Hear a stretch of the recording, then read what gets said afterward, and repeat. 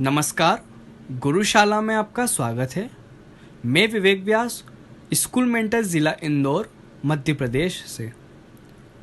पिछले भाग में हमने 1857 क्रांति क्या है तथा नीतियां और लोग के बारे में जाना था।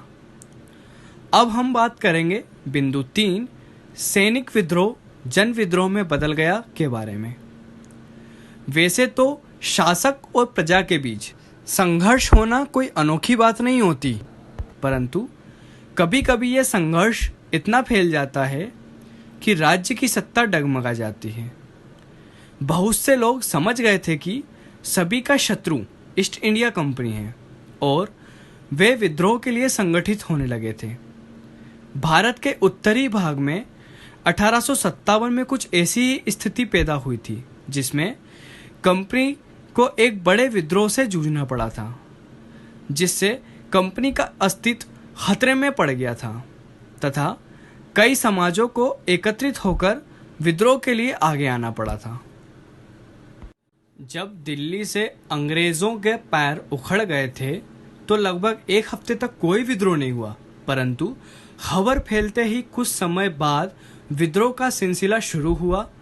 एक एक करके हर रेजिडेंट में सिपाहियों ने विद्रोह कर दिया और वह दिल्ली, कानपुर जैसे मुख्य स्थानों पर साथ देने के लिए निकल पड़े तथा अब सिपाहियों का साथ देने के लिए गांवों और कस्बों के लोग भी विद्रोह के रास्ते चल निकले, जिसके बाद विद्रोही टुकड़ियों के सामने अंग्रेजों की संख्या बहुत कम थी।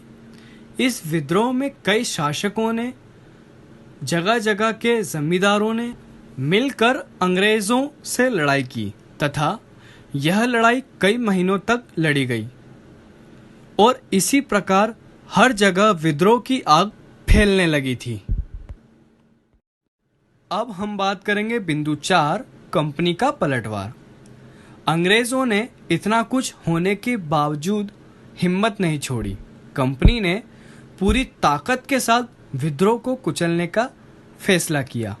उन्होंने इंग्लैंड से और फौजी मंगवाए तथा विद्रोहियों को सजा देने के लिए नया कानून बनाया और विद्रोह के मुख्य केंद्रों पर धावा बोल दिया तथा सितंबर 1857 में दिल्ली पर पुनः कब्जा कर लिया। धीरे धीरे लखनऊ तथा कई जगह पुनः अंग्रेजों के कब्जे में चले गए। इसी प्रकार धीरे धीरे विद्रोहियों का हौसला भी टूटता गया। अंग्रेजों ने भी लोगों के विश्वास को जीतने के लिए कई प्रयास किए। उन्होंने वफादार साथियों के लिए इनामों का ऐलान कर दिया था। इसके बावजूद सैकड़ों सिपाहियों तथा विद्रोहियों पर मुकदमे चलाकर उन्हें फांसी पर लटका दिया गया। अब हम बात करेंगे बिंदु 5, विद्रोह के बाद के साल के बारे में।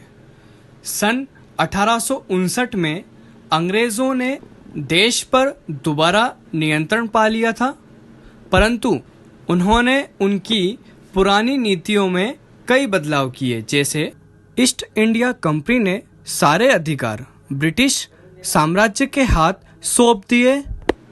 देश के शासकों को भरोसा दिलाया कि उनके भू क्षेत्र पर कब्जा नहीं किया जाएगा। शासकों को अपनी रियासतें वंशजों, यहाँ तक कि दत्तक पुत्रों को सौंपने की छूट दे दी गई।